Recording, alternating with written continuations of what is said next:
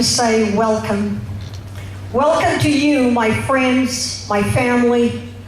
This is a very significant day for me because Ed was watching. He was looking from above and saying, "Rocky, you gave me a good party." And I remember when I was planning his 95th birthday, and he said, "No, Rocky, let's wait if I reach 100. And I said, no, honey, we had an 85th, you're going to have a 95th. I love giving parties. And he loved the parties. There he is posing with the Brazilian dancers, or with the USO dancers, or the Filipino dancers. My God, Ed loved those parties, and I love putting them together. So you can see my next career, okay?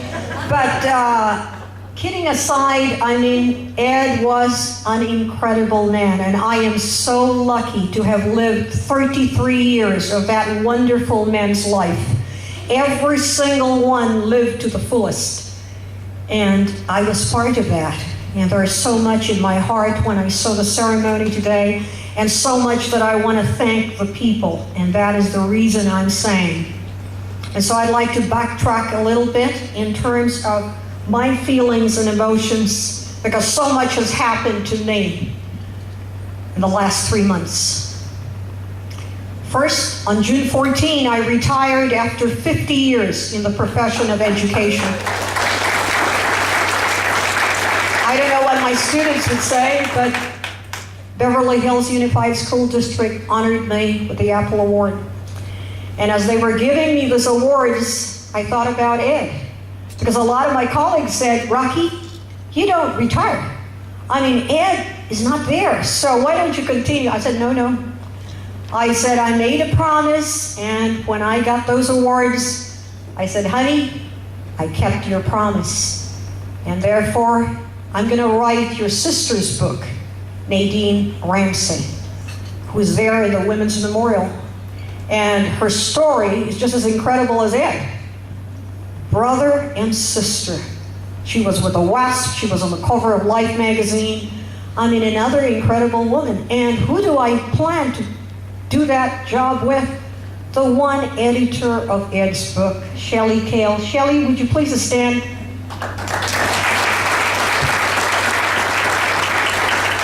Shelley Kale.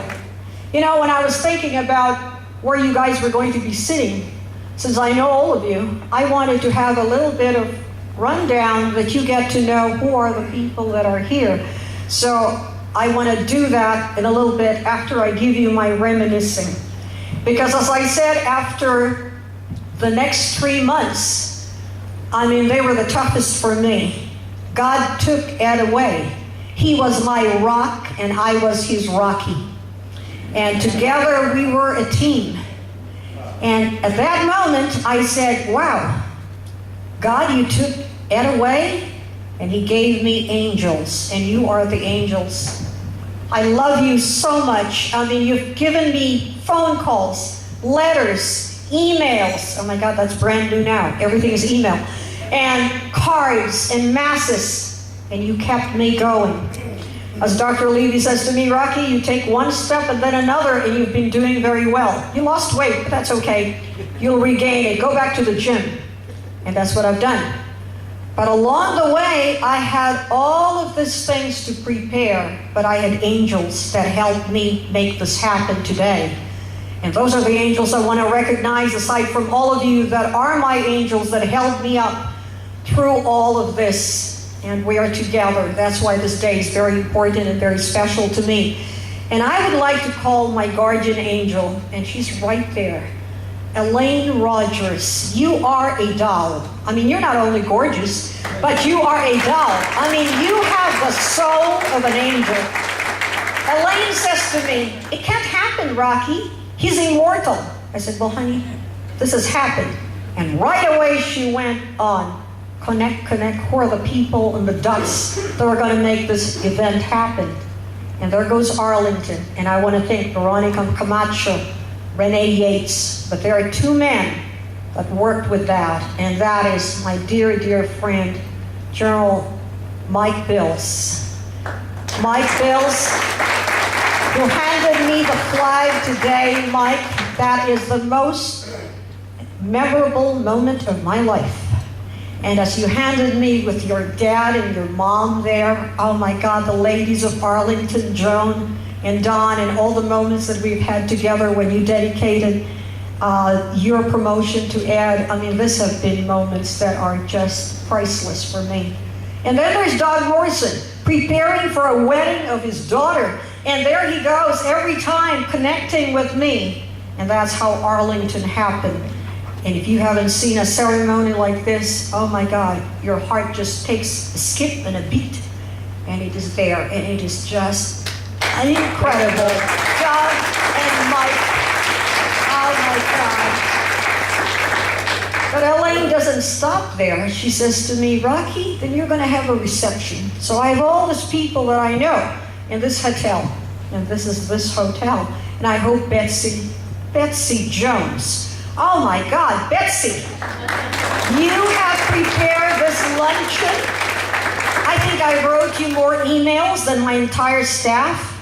Every day back and forth to the last minute to get the program going. And Doug Ramsey working with me side by side to make this happen. You guys, Betsy, you are so wonderful, and you made the special dessert. And I hope everybody tasted that, because that's the flan. And I'm not going to go there because Alice Benitez is going to talk about flan. I already heard it all. Oh, okay. So no more flan, according to Ed Ramsey Jr., just like his father. He ate it all up. But I tell you, flan became the addiction of Ed ever since he had it when he was at Alice Benitez's house. And she will talk about that, so I'm not going to go there. But I want to thank you, Betsy, because you have made this a very, very special event for every one of us. And I love you, and I thank you from the bottom of my heart. And of course, the people of the hotel, Denise Hodge and Donna Vaughn. I mean, every time whoever's coming or going, they have taken care. So if you have any complaints about your rooms, don't come to me. I gave you all the people who are in charge. So this has been a very, very special day, as I said, and we got to this point after this months when I retired. And I think back on Fort DeRussy, because we were there at Christmas, our 33rd wedding anniversary. And Pierre Milan is the curator of Fort DeRussy. And he said to me, when he learned about Ed, because we would always go there. There's a painting of the last cavalry charge in Fort DeRussy in Honolulu, Hawaii, on Waikiki Beach, Halikoa Hotel. So he says, heroes never die. They live in the minds and hearts of every person they knew, they touched, and they loved. And that's why Ed will remain alive forever, because we have him in our hearts, in our minds, and he will continue on riding his Bronarian, his horse, to the skies, as he did today. When I saw those horses, it was just breakdown, you know, incredible. But that's what Ed's legacy is going to be, and it is here with what he has done with each and every one of you in your lives, the way he has touched. And that's what we tried to put together in this program today. And so I would like to start the program formally by calling on Ed Ramsey Jr. He will begin with a Pledge of Allegiance.